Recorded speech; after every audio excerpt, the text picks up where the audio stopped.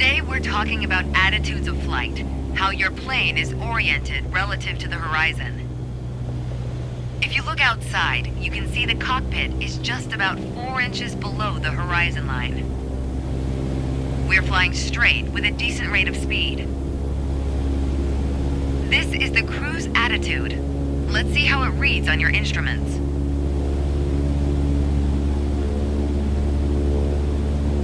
Take a look at the attitude indicator. As the name implies, it shows your current attitude. The white line is the horizon, with the sky above and the ground below. That orange element in the middle, aligned with the horizon, that's your plane. Just like we saw outside, our current attitude reads pretty much straight and level. Okay, now let's see how much power the engine's generating. Check your tachometer. Looks like we're pushing around 2,300 revolutions per minute. Combined, attitude and engine RPMs translate to aircraft performance. Which leads us to your airspeed indicator. Now, last but not least, check your altimeter.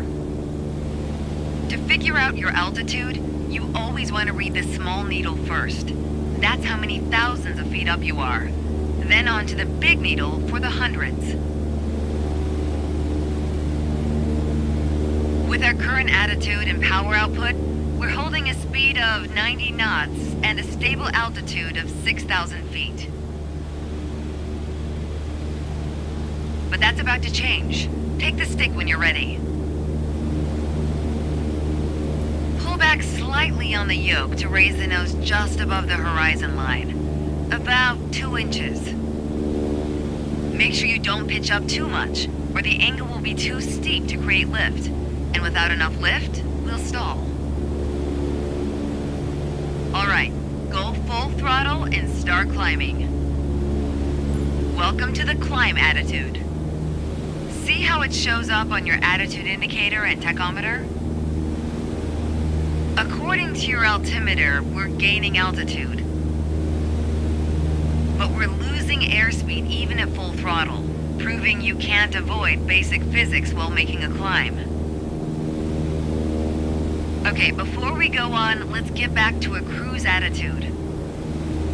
Ease up on the yoke and aim your nose just below the horizon. Then throttle back down to 2,300 RPMs.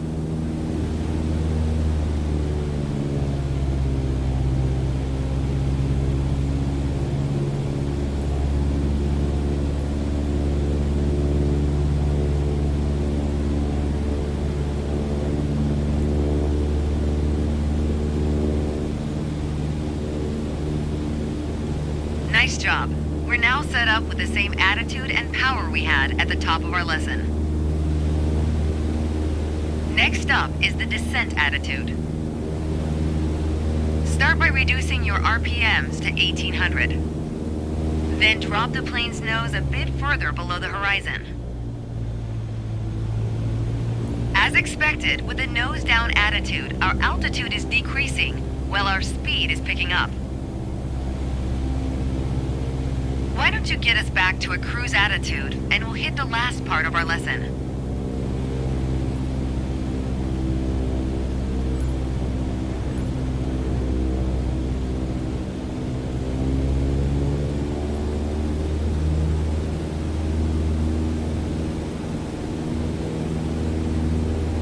There we go. Now that we know how to cruise, climb, and descend, let's talk about the turn attitude. Gently pull the yoke left or right to start rolling the plane. If you take a look outside, you can see how our attitude's changed, but you can also check your instruments for the details. As a general rule, you always want to keep your turns under 30 degrees.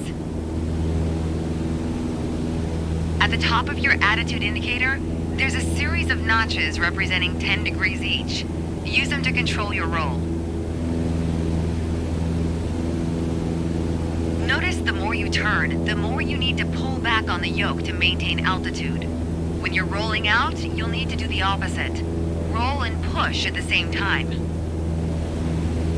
The more you know about the main attitudes of flight, the closer you get to that pilot state of mind. So keep practicing, and whenever you're done, pass me the controls.